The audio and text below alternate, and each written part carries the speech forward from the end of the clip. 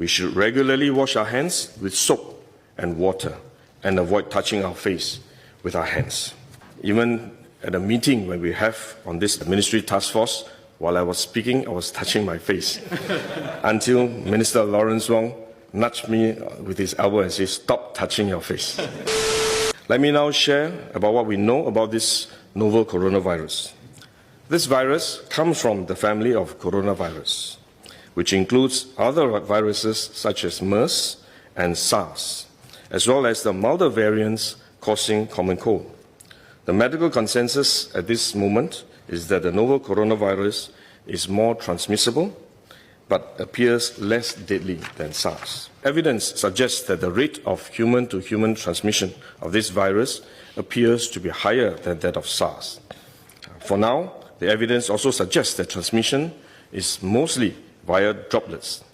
What this means is that the virus is carried within droplets emitted from an infected person over a short distance, such as when a person coughs or sneezes.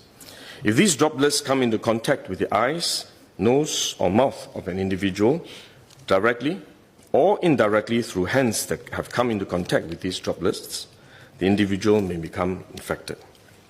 To clarify, there is no evidence currently to suggest that the virus is airborne. There are other viruses, such as the chickenpox, which can easily be transported via air currents and do not require droplets to contact the eyes or nose. The novel coronavirus is not in this category of viruses. The novel coronavirus could also transmit through surface contact. Let me explain. When a person sneezes or coughs, the droplets fall onto the surfaces of tables and chairs, and the virus may remain alive for up to a few days. When someone else touches the surfaces of these tables and chairs, the virus can be transferred to his hands, and if he then rubs his eyes or nose without washing his hands, he may become infected. So we should wash our hands. This is also why we only quarantine the close contacts of confirmed cases. For more transient contacts, such as individuals that the confirmed cases may have walked past in malls or hotels, the risk of transmission is low. For coronavirus generally, the person is most infectious when he is displaying symptoms, or what you call symptomatic. And this is likely to be the case for the novel coronavirus as well. There is evidence of limited spread from a person without symptoms during the incubation period. However, this form of transmission may be uncommon and has so far involved isolated cases only. At this point, the evidence still points towards higher transmissibility when the person is displaying symptoms. As such, medical professionals, both overseas and in Singapore, have advised that the most effective way that we can protect ourselves is to practice good personal hygiene.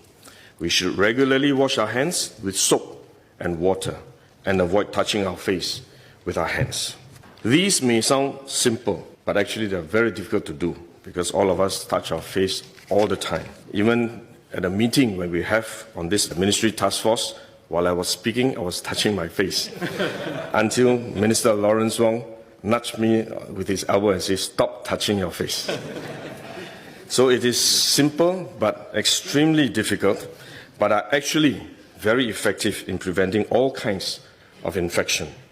Potential infection from asymptomatic persons, in fact, is less likely to be from coughing or sneezing directly because they don't have symptoms. They are not sneezing or coughing, but more likely by touching contaminated surfaces, for which masks offer no protection. Wearing a mask when we are well often gives us a false sense of security instead, and we are more likely to touch our faces when we constantly adjust our masks, which is one way the disease spreads. At the same time, we need to protect others, our loved ones, friends, colleagues, and fellow Singaporeans that we come into contact with. If we are sick, we should rest and recover at home as far as possible. If we do need to go out to see a doctor, for example, we should wear a surgical mask to protect others. So this is when mask is needed, when we are unwell and have to go out.